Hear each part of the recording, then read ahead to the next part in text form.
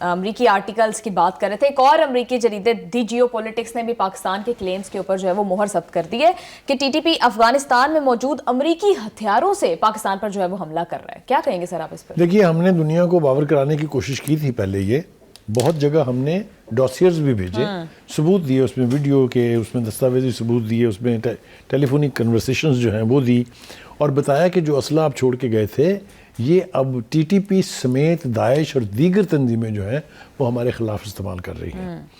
تو ہماری بات کو مطلب میں یہ تو نہیں کہتا کہ انہوں نے پھینک دیا، لیکن وہ پذیرائی نہیں ملی جو اب یہ جیو پولیٹکس بتا رہا ہے کہ ان ہتھیاروں کی تفصیل تک ان کے پاس موجود ہے.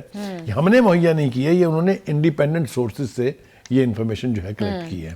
تو پاکستان کا موقف ایک بار پھر ثابت ہو گیا ہے.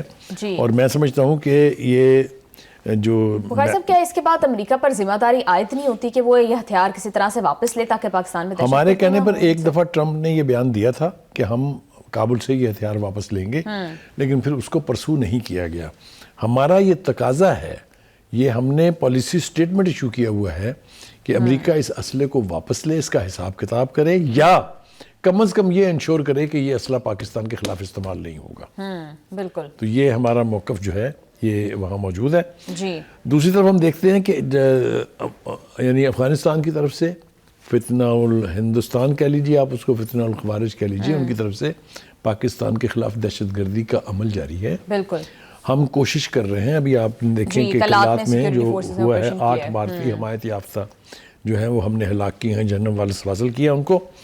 یہ میں کل بھی کہا تھا، میں آج اپنی بات پھر دہرا رہا ہوں، وہ یہ کہ جس قسم کے آپریشنز اب کیے جا رہے ہیں they are all information based. جی بالکل. بخاری صاحب، نیشنل ایکشن پلان کے 14 نکات تھے، جن میں سے ایک صرف کائنیٹک تھا، باقی 13 جو تھے ان پر سافٹ طریقے سے عمل ہونا تھا، نان کائنیٹک تھے.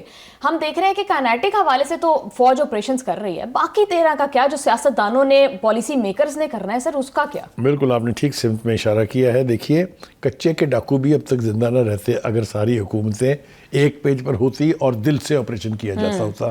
کچے کا علاقہ کتنا بڑا ہے، پاکستان کی افواج ہیں، پاکستان کی رینجرز ہے، پاکستان کی ایف سی ہے، پاکستان کی پولیس ہے 4 صوبوں کی.